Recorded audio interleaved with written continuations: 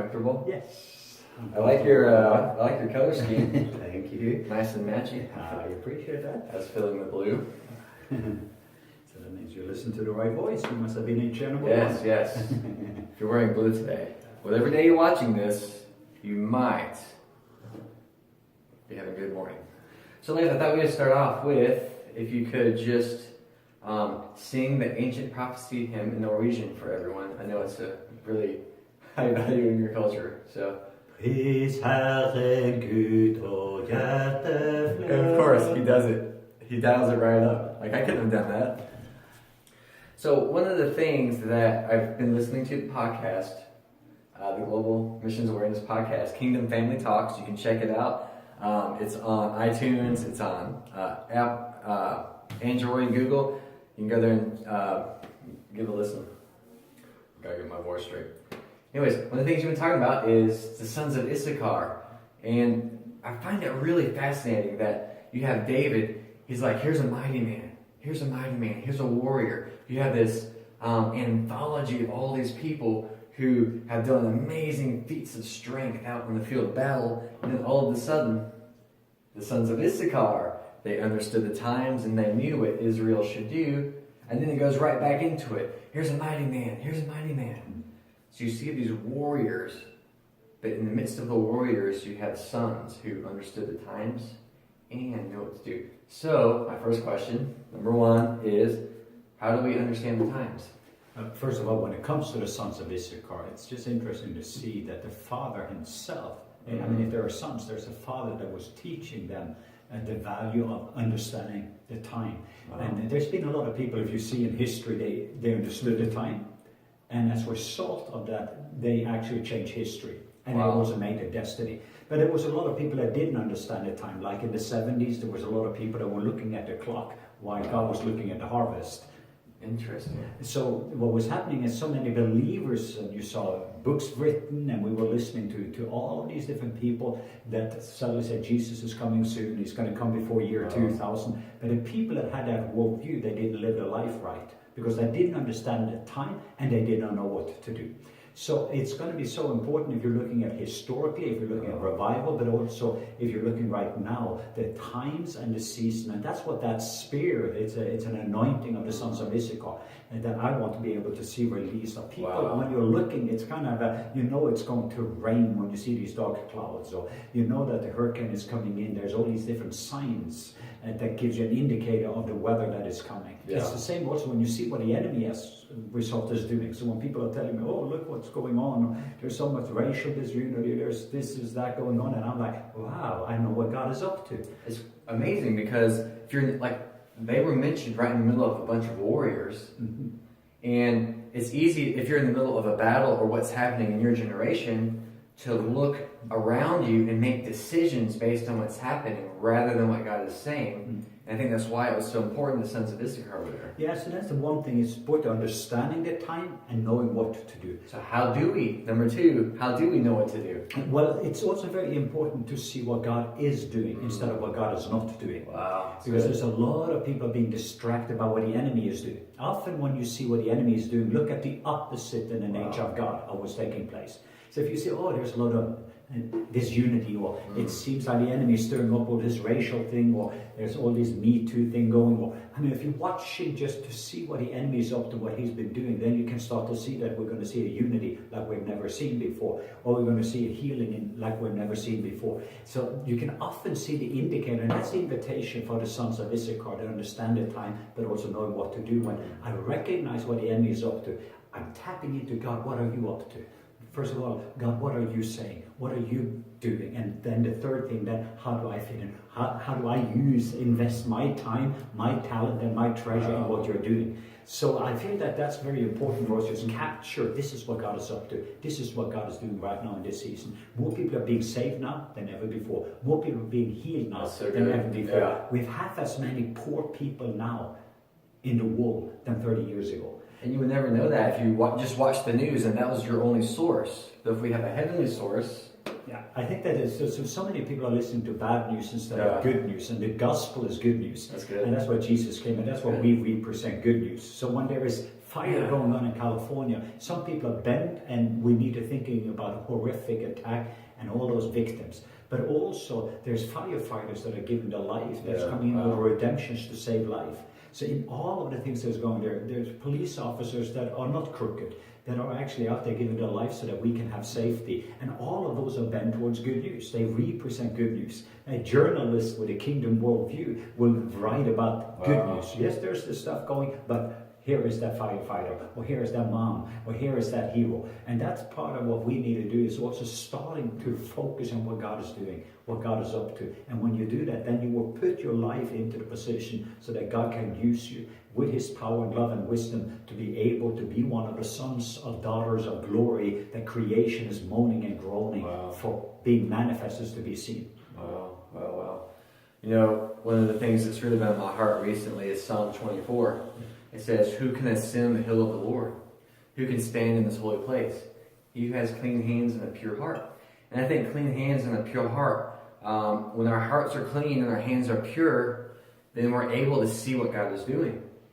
And when we're not focused, I think it has to do with focus, not just what we're doing, because wherever our gaze is, then our bodies are going to follow into the action of our gaze. And if we're gazing in heavenly places, then our attention and our focus, like you said, is going to be on what God is doing, not what God isn't doing. And if you look at some of the theology from the 70s and 80s, there was a lot of good stuff there, but what were they looking at? Their theology was coming from what was happening around them, rather than their theology changing what was happening around them. Yeah, and there's also a lot of people are trusting in fear instead of trusting in love.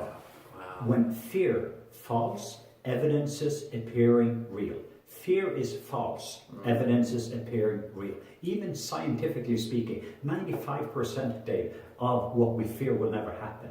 That people continue to trust in fear when love never fails. So they feel that love failed, and so they go right back to fear again. So as an example of that would be Y2K. I remember Y2K. Let me just remind everyone that is watching, generators are pretty cheap right now. That was the time you couldn't get generators because of fear. People are buying generators, cabins in the wood. You need to get tin cans because everything is just going to fail. So if you have listened to fear, everyone that listened to fear during the history pretty much have failed. So almost all of the people that says Jesus is coming back, they've been wrong so far. So even when we continue to listen to fear, no, listen to love, because love never fails. And love is a person. And when there is love, there is no fear, because perfect love always casts out fear. So make sure the eyes and you gaze upon it, because what you beholding, you becoming. Whatever overwhelms you shapes you. When you're getting overwhelmed by love, love overwhelms you. And then when I'm looking at whatever giant or Goliath that is in front of you, you don't see how big the giant is, because you see how big God is. That's the perspective. And then I'm looking at that giant and think, who is that little giant that is trying to stand between me and this amazing big God, my big Papa? That perspective, that's what we want the sons and daughters of Issachar to have. Well, and Leif's kind of known the world over as a couple of different things, the ambassador of love, but you're also really known as a father. And one of the things that kind of strikes me from the Sons of Issachar is that they were known as sons. And we're sitting right in front of the banner of GMA. It says we are a family movement. And so I guess my final question, number 3, would be, why is family legacy so important? First of all, God is a family. God is a Father, God is a Son, and God is a Holy Spirit. The kingdom is actually all about family. The kingdom will only be entrusted through family. Family is, if you can say, the organism of how the kingdom flows. So God has always wanted a family. He wanted fathers and mothers and sons and daughters, and the generational blessings to continue to flow, because it shows who He is. And so when you're looking at the Father, and you're looking at the Son, and you're looking at the Spirit, and the oneness they have together, marriage, and even family in the small reflects that. So that's why the devil, because he's an orphan.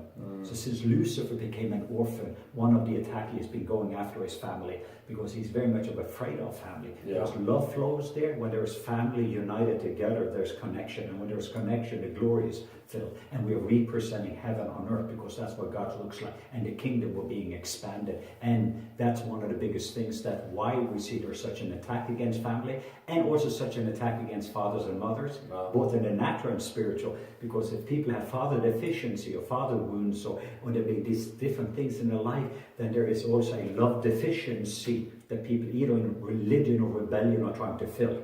And that's one of the reasons that getting a baptism of love and restoring the identity of sons and daughters. Wow. So if we're going to step into our destiny, we need to be rooted in proper identity. And that identity Jesus had. So when you said, who do you say that I am? And when Simon captured who Jesus was, he could capture who he was. Wow. You're no longer going to be Simon, you're going to be Peter. Upon this identity, upon this rock, I will build a church that the gates of hell will not prevail against. And I give you the keys of the kingdom. So you can get involved in a loosing and binding business. So he knows that if we can see the special sauce of Jesus, the uniqueness of Jesus, that he was a son with a dove. He was an anointed son.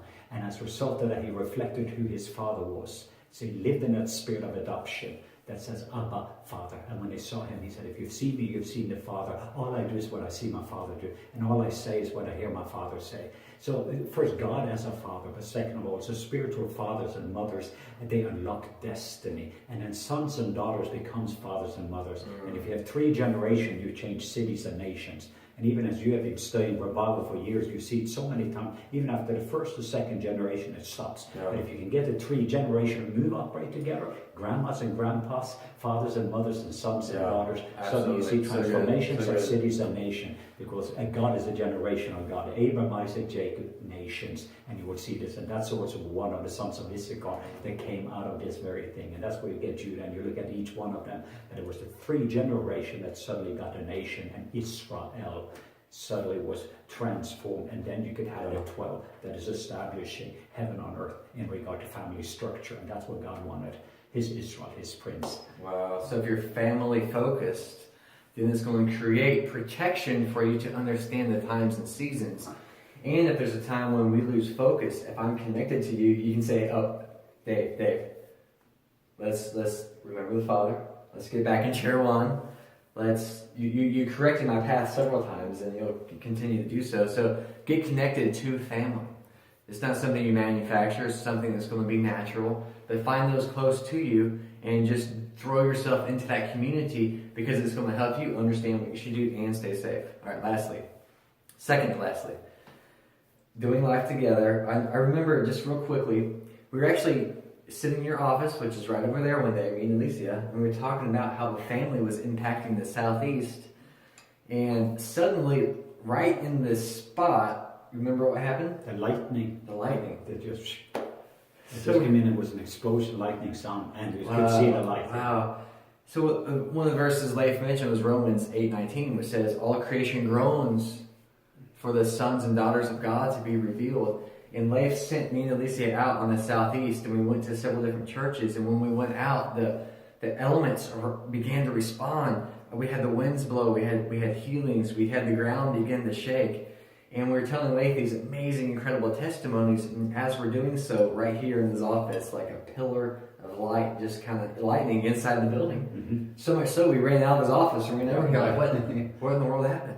So the elements were responding as we were talking about kingdom family and how everything is tied together. And I think that's the best way you can stay safe. You can keep your vision focused on God and not the giants around you when your family surrounds you.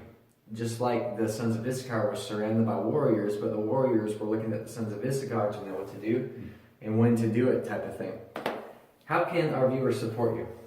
I think that just maybe connect with us as a family. So I think it would be tremendous for them just to going on our website, Global Mission Awareness. Perhaps if there's some books that I have that I can add value. That's similar like our journey together. And I encourage anyone connected to you there that we have different tools that perhaps can add value to their life. And especially we have that, as you're familiar, we're doing this upgrade series. And I think that would be tremendous where people can actually, I am interviewing friends like Bill Johnston and Randy Clark, Heidi Baker, but how people can get an upgrade in love, upgrade in power, and upgrade in wisdom. That's part of my heart, to see this conversion lifestyle for each one of us, that we will be sons and daughters of glory, full of love, full of power, and full of wisdom. So we have some tools available to help people, and so that we can live and love just like Jesus. Hey, thanks, man. Come on. That's how the Norwegian handshake right there. See you guys later.